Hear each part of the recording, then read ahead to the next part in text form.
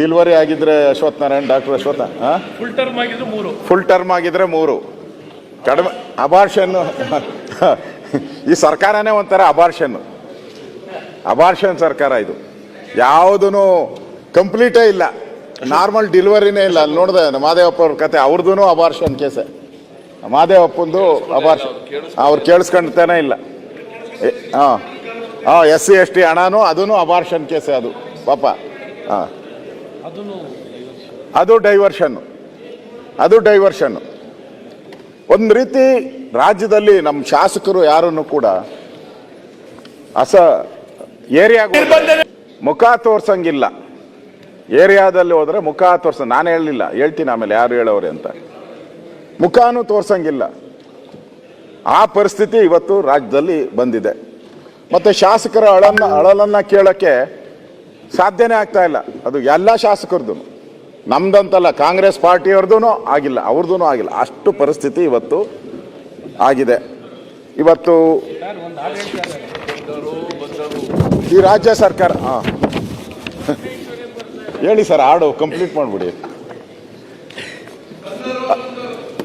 ಸನ್ಮಾನ್ಯ ಅಧ್ಯಕ್ಷರೇ, ಈ ರಾಜ್ಯದಲ್ಲಿ ಏನು ಅಭಿವೃದ್ಧಿ ಆಗಿದೆ ಅಂತ ಏನು ಮಾನದಂಡ, ಏನು ಮಾರ್ಕ್ಸ್ ಯಾರು ಕೊಡ್ತಾರೆ? ಈಗ ಮಕ್ಕಳೆಲ್ಲ ಬಂದಿದ್ದಾರೆ, ಮಕ್ಕಳೆಲ್ಲ ಕೂತಿದ್ದಾರೆ ಅಲ್ಲಿ, ಅವ್ರಿಗೆ ನೀವು ಮಾನದಂಡ ಫಿಕ್ಸ್ ಮಾಡ್ತೀರಾ? ಎಕ್ಸಾಮಲ್ಲಿ ನೀನು 35 ತಗೊಂಡ್ರೆ 3rd ಕ್ಲಾಸು,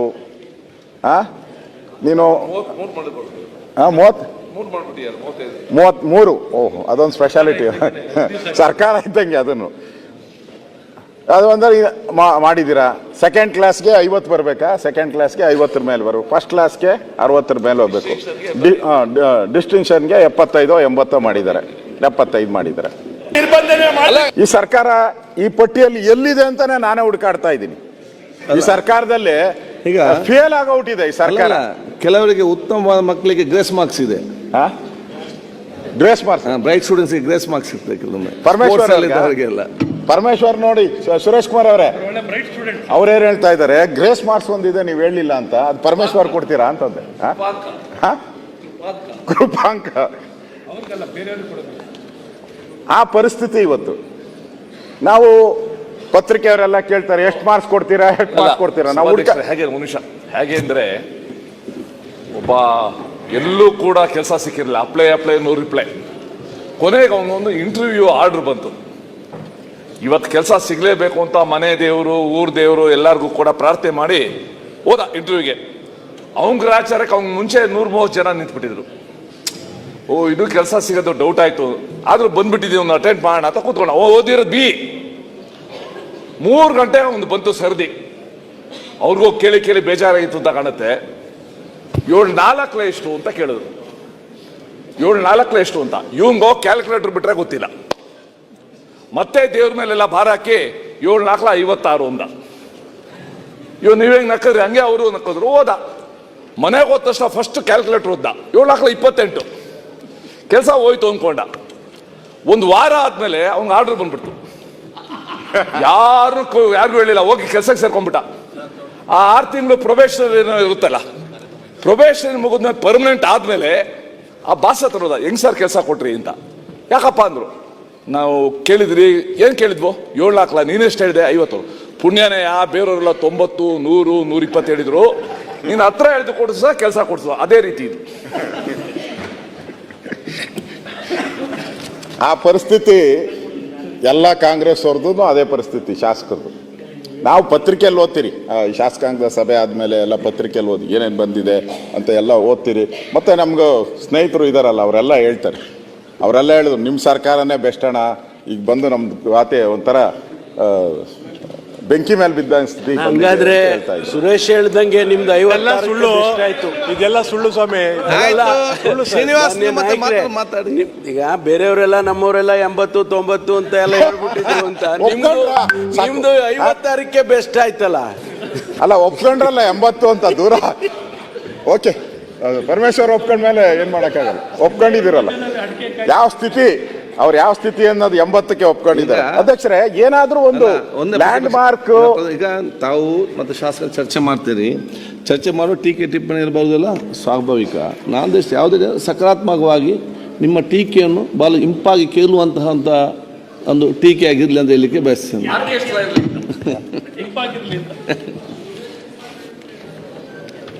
ಅಧ್ಯಕ್ಷರೇ, ಇಲ್ಲಿ ಅಭಿವೃದ್ಧಿ ಅನ್ನೋದು ಏನಾನ ಒಂದು ಮಾನದಂಡ ಮಾಡಬೇಕು. ಈ ಸರ್ಕಾರ ಬಂದ ಮೇಲೆ ಇಷ್ಟು ನೀರಾವರಿ ಯೋಜನೆಗಳು ಆಯಿತು, ಯಾವುದೋ ಒಂದು ಡ್ಯಾಮ್ ಕಟ್ಟಿದ್ರು ಅಂತ ಹೇಳಬೇಕು. ಆ ಡ್ಯಾಮ್ ಕಟ್ಟಿರೋದ್ನೂ ನಮ್ಮ ಮಾದೇವಪ್ಪನವರು ಸರ್ಟಿಫಿಕೇಟ್ ಕೊಟ್ಬಿಟ್ರು. ಯಾರೋ ಕಟ್ಟಿದ್ದು, ಟಿಪ್ಪು ಕಟ್ಟಿದ್ದು ಅಂತ. ಕಟ್ಟಿದವ್ರು ಯಾರೋ ಫೌಂಡೇಶನ್ ಸ್ಟೋನು. ಮುಂದೆ ಹೋಗ್ಲಿ. Foundation stone 1799. ನಾನು ಅದನ್ನೇ ಕೇಳಿದೆ, 1790 ಯಾವ ಮ್ಯೂಸಿಯಮಲ್ಲಿ ಇಟ್ಟಿದ್ರಿ ಈ ಕಲ್ನ ಅಂತ. ಅದನ್ನ ನಾನು ಚೆಕ್ ಮಾಡಿದೆ. ಅದು ಹಳೆಗನ್ನಡನೇ ಅಲ್ಲ. ಅಲ್ಲ, ಹಳೆಗನ್ನಡ ಅಲ್ಲ, ಆರಾಮನೆ ಮಾಮೂಲಿ ಕನ್ನಡದಲ್ಲಿ ಬರ್ದವ್ರೆ. 1799 ಇಸ್ವಿಯಲ್ಲಿ ಏನಿರ್ಬೇಕಾಯ್ತು? ಯಾವ ಕನ್ನಡ ನಮ್ಮ ಕೈಲೇ ಓದಕ್ಕಾಗಲ್ಲ ಆ ಕನ್ನಡನ.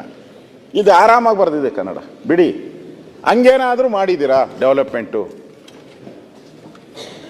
ಏನಾದರೂ ಏತಾವರಿ ನೀರಾವರಿ ಯೋಜನೆ ಯಾವ್ದಾನ ಕಂಪ್ಲೀಟ್ ಮಾಡಿದ್ದೀರಾ? ಏನೋ 6 ತಿಂಗಳಾಗಿದ್ದಾರೆ ನಿಮ್ಮನ್ನು ಇದನ್ನು ಕೇಳ್ತಾ ಇರಲ್ಲ. ಎಲ್ಲಿ ಕಂಪ್ಲೀಟ್ ಮಾಡಿದ್ದೀರಾ? ಯಾವುದಾದ್ರೂ ಹೊಸ ಕಾಲೇಜುಗಳ ನಿರ್ಮಾಣ ಮಾಡಿ ಕಂಪ್ಲೀಟ್ ಮಾಡಿ ಉದ್ಘಾಟನೆ ಮಾಡಿದ್ದೀರಾ? ಯಾವುದು ಮಾಡಿಲ್ಲ. ಯಾವುದು ಈ ಥರ ಯಾವುದೇ ರೀತಿಯಾದಂಥ ಅಭಿವೃದ್ಧಿಯನ್ನು ಮಾಡದೆ ಬರೀ ಖಾಲಿ ಡಬ್ಬದ ಥರ ಡಬ ಡಬ ಡಬ ಡಬ ಅಂತ ಹೇಳ್ತಾರೆ. ಸೌಂಡು ಜಾಸ್ತಿ ಸೌಂಡ್ ಬರೋದು ಅದೇ. ಹೇಳ್ಕೊಂಡು ಅದು ಮಾಡಿದ್ದೀನಿ ಇದು ಮಾಡಿದ್ದೀನಿ ಅಂತ ಹೇಳ್ತಾ ಇದ್ದಾರೆ ಹೊರತು ಯಾವುದನ್ನೋ ಕಣ್ಣಿಗೆ ಕಾಣೋ ರೀತಿ ರಾಜ್ಯದಲ್ಲಿ ಒಂದು ಅಭಿವೃದ್ಧಿ ಕಾರ್ಯಗಳನ್ನು ನಾವು ಇವತ್ತವರೆಗೂ ನೋಡ್ತಾ ಇಲ್ಲ. ನನಗನ್ಸುತ್ತೆ ಎಲ್ಲೋ ಈ ಸರ್ಕಾರ ಪ್ರಾರಂಭದಿಂದನೂ ಕೂಡ ಎಲ್ಲೋ ಎಡುಬುದಂಗೆ ಕಾಡ್ತಾ ಇತ್ತು. ಪ್ರಾರಂಭದಲ್ಲಿ ಈ ಸರ್ಕಾರ ಬಂದಾಗ BJP ಸರ್ಕಾರ ಸರಿ ಇಲ್ಲ, ನಾವು ಬಂದರೆ ನಿಮಗೆ ಕೃಷ್ಣದೇವರಾಯರ ಕಾಲದ ವಿಜಯನಗರವನ್ನು ತೋರಿಸ್ತೀರಿ, ಮುತ್ತು ರತ್ನಗಳನ್ನು ಅಳೆದು ಮಾರ್ತೀರಿ ಅಂತ ಹೇಳಿದರು ರಸ್ತೆನಲ್ಲಿ. ಈಗ ನಾವು ನೋಡ್ತಾ ಇದ್ದೀರಿ ಬೆಂಗಳೂರಲ್ಲಿ ಬಂದಿದೆ ಮುತ್ತು, ಅದೇ ಜಲ್ಲಿಕಲ್ಲುಗಳೆಲ್ಲ ಕಿತ್ಕೊಂಡು ಬಂದು ರಸ್ತೆಯಲ್ಲೂ ರಾಶಿ ಬಿದ್ದಿದೆ. ಅಷ್ಟು ಬಿಟ್ಟರೆ ಇನ್ನೇನು ಇಡೀ ರಾಜ್ಯದ್ದೇ ನಾನು ಹೇಳ್ತಾ ಇರೋವಂಥದ್ದು. ಈ ರೀತಿ ಬಹಳ ಅಲ್ಲ ಅಣ್ಣ, ಮುಗಿಸ್ಬಿಡ್ತೀನಿ ನಾನು. ಹೇಳಿ ಸರ್, ನಾವು ಮಾತಾಡೋ ಬೇಡ ಅಂತ ಹೇಳಿ. 15 ದಿವಸದಲ್ಲಿ ಓಪನ್ ಮಾಡಿದ್ವಿ. ಮಾತಾಡೋವಾಗ ಹೇಳಿ, ಆಮೇಲೆ ನೀವು ಒಂದು ಕಟ್ಟಿಲ್ಲ ಅಂದ್ರೆ ಅದು ಅರ್ಸಿಕೆರೆ ಅಂತ ತಿಳ್ಕೋಬೇಕು. ನೀವು ಮತ್ತೆ ಮಾತಾಡಿ ಶಿವಲಿಂಗ ಅವ್ರೆ. ಯಾರು ಕೊಟ್ಟಿದ್ದು? ಕಾಲೇಜ್ ನೀವು ಕೊಟ್ಟು ಹೋದ್ರಿ, ಮನೆಗೆ ಕೊಟ್ಟು ಹೋದ್ರಿ. ಸ್ಯಾಂಕ್ಷನ್ ದುಡ್ಡು ಮಾಡಿ ಕೊಟ್ಟು ಇವರಿಗೆ ಇವರು ಅವ್ರ ಸರ್ಕಾರದಲ್ಲಿ ಇದ್ದಾಗ ಕೊಟ್ಟಿರ್ಲಿಲ್ಲ. JDS ಕೊಟ್ಟಿದೀವಿ.